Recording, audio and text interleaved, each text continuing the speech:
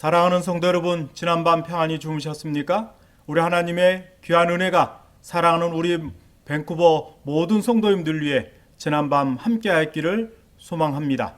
우리는 교회 건축을 위한 특별 3일 기도 중에 오늘은 둘째 날을 맞고 있습니다.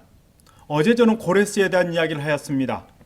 물론 바벨론을 정복할 때 고레스가 페르시아의 왕이 아닌 2인자였습니다. 바벨론이 멸망한 2년 후 페르시아의 황제 다리오가 죽습니다. 그리고 고레스가 페르시아의 왕이 됩니다.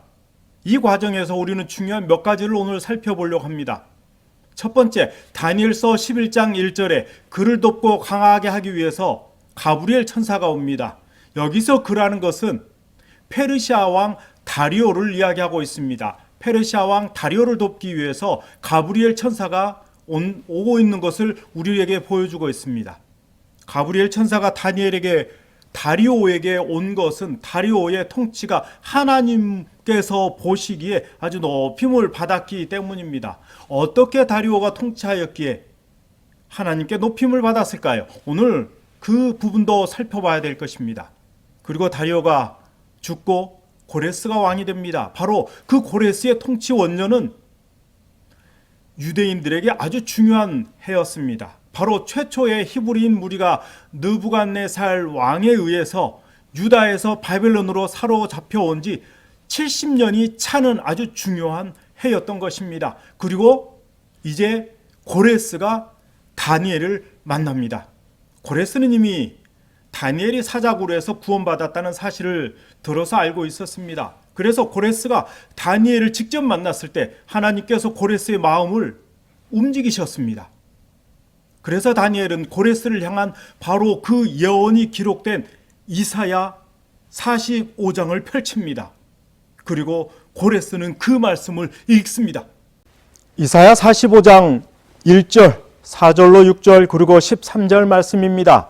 나의 기름 받은 고레스, 내가 나의 종 야곱, 나의 택한 이스라엘을 위하여 너를 지명하여 불렀나니 너는 나를 알지 못하였을지라도 나는 내게 칭호를 주었노라. 나는 여호와라. 나 외에 다른 이가 없나니 나밖에 신이 없느니라. 너는 나를 알지 못하였을지라도 나는 내 띠를 동일 것이요 해 뜨는 곳에서든지 지는 곳에서든지 나밖에 다른 이가 없는 줄을 무리로 알게 하리라. 나는 여호와라. 다른 이가 없느니라. 내가 의로 그를 일으킨지라. 그의 모든 길을 곧게 하리니 그가 나의 성읍을 건축할 것이며 나의 사로잡힌 자들을 값이나 갚음 없이 놓으리라. 만군의 여호와의 말이니라 하셨느니라. 이 말씀을 읽을 때에 성령이 그를 고레스를 감동시킵니다. 자기 자신에 관한 예언들이 있다는 사실을 보고 깜짝 놀랍니다.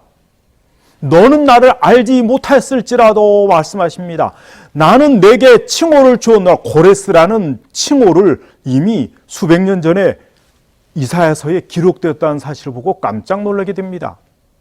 그가 태어나기 수백 년 전에 바벨론이 어떻게 함락될지부터 시작해서 자신은 알지도 못하던 그 하나님께서 하신 자신을 향한 하나님의 놀라운 선고가 그를 깊이 감동시킵니다. 그러면서 그의 모든 길을 곧게 하리니 여호와 하나님께서 고레스에게 선포하고 있어요. 그의 모든 길을 곧게 하리니 그가 나의 성읍을 건축할 것이며 나의 사로잡힌 자들을 값을 받거나 갚음 없이 놓으리라. 이것이 누구의 말이라고요? 만군의 여호와의 말이니라. 이 말씀을 들으면서 여호와의 말씀을 그의 사명으로 받아들입니다. 무엇을 사명으로 받아들인다고요? 성읍을 건축할 것을 받아들여요. 하나님의 백성들을 놓을 것을 받아들여요. 그것이 여호와의 말이기 때문에 그것을 그의 사명으로 고레스는 받아들입니다. 그는 그 사명을 분명하게 성취하기로 마음 가운데 결심합니다. 그래서 유다의 포로들을 자유롭게 돌아가도록 하지요. 그리고 그들을 도와서 여호와의 성전을 복구하고자 마음 가운데 깊이 결심합니다. 에스라 1장 1절에 보면 고레스가 감동하여 온 나라에 포고문을 발표합니다. 히브리인의 귀환과 그의 성전 재건을 위해서 준비하겠다는 자신의 소망을 온 나라에 선포하는 것을 에스라서 1장을 통해서 우리는 볼 수 있습니다. 이 포고문에 하늘의 신 여호와께서, 하늘의 신 여호와께서 세상 만국으로 내게 주셨도다. 고레스는 그 자신에게 만국을 주신 분이 누군지 분명히 알 뿐만 아니라 그것을 분명하게 선포하고 있다는 사실을 우리에게 보여주고 있습니다. 그러면서 귀한 명령을 내립니다. 아주 귀한 명령을 내리지요. 에스라 1장 3절 말씀입니다. 에스라 1장 3절. 백성, 하늘의 신의 백성된 자는 다 유다 예루살렘으로 올라가서 거기 있는 여호와의 전을 건축하라. 고레스가 반포합니다. 이 포고문을 시작으로 유다의 포로가 귀환하고 성전이 지어지기 시작합니다.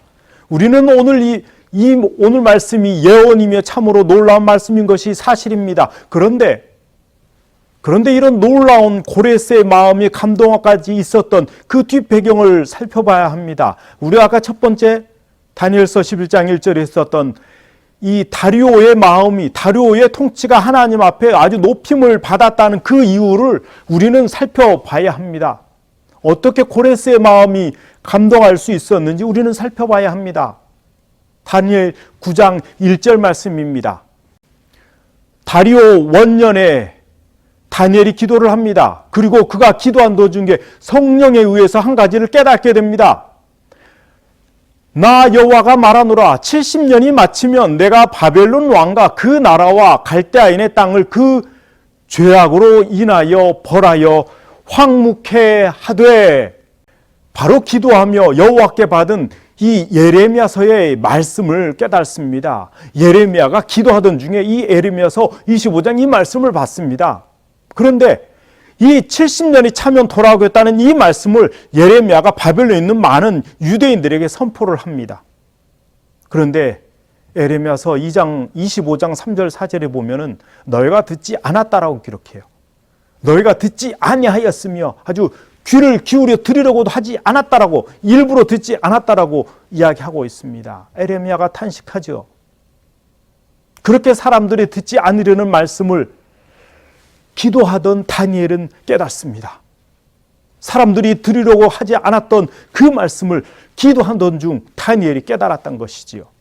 그래서 다니엘은 다니엘서 9장 3절에 이렇게 이야기합니다. 내가 금식하며 베옷을 입고 죄를 무릅쓰고 주 하나님께 기도하며 간구하기를 결심하고. 다니엘이 무엇했다고요? 다니엘이 다시 기도로 주어진 그 말씀을 기도로 깨달았으니 다시 기도하기로 결심합니다. 다니엘이 다시 기도하기로 결심해요. 그 기도의 결과가 무엇이었습니까? 바로 다리오가 하나님 앞에, 그의 통치가 하나님 앞에 높임을 받았어요. 고레스의 마음이 성령에 의해서 깊은 감동을 받습니다. 무엇에 의해서요? 다니엘의 기도에 의해서요. 그 감동은 고레스를 그에게 주어진 그 사명에 순종하도록 결심하게 만들었어요. 그 결심은 예루살렘의 성전을 다시 재건하는 시작이 되었던 것입니다. 무엇에서 시작했습니까? 바로 아주 오래전 예레미야의 기도에서부터 시작되었다라는 사실입니다. 그리고 그 기도를 통해서 주어진 그 말씀은 기도를 통해서 깨닫게 하셨고, 기도할 때에 이방 나라의 왕이 성령에 의해서 감동을 받았습니다. 사랑하는 성도 여러분, 하나님께서 하실 일은 반드시 하십니다. 하나님께서 누군가를 사용하셔서 분명하게 하실 것입니다. 혹 누군가가 준비되었지 않다면 누가복음 19장 40절 말씀처럼 돌들이 소리 질러서라도 하나님께서 작정하신 일은 반드시 하실 것입니다. 밴쿠버 교회의 성전은 하나님께서 반드시 세우실 것입니다. 혹 내가 기도로 준비되어 있지 않다면 돌들로 세우실 것이라고 말씀하고 있어요. 그러면 사랑하는 성도 여러분, 그 귀한 역할, 그 특권을 내가 누릴지 아니면 스쳐 지나가도록 할지, 그것은 오늘 우리가 무릎을 꿇었는지 꿇지 않았는지가 결정할 것입니다. 이방 나라의 왕을 한번 감동시켜보지 않겠습니까? 무릎 꿇읍시다. 그래서 내가 이방 나라의 왕들을 감동시키는 그 무릎 꿇은 주인공이 되기를 이 아침에 간절히 호소합니다. 우리 함께 기도하겠습니다.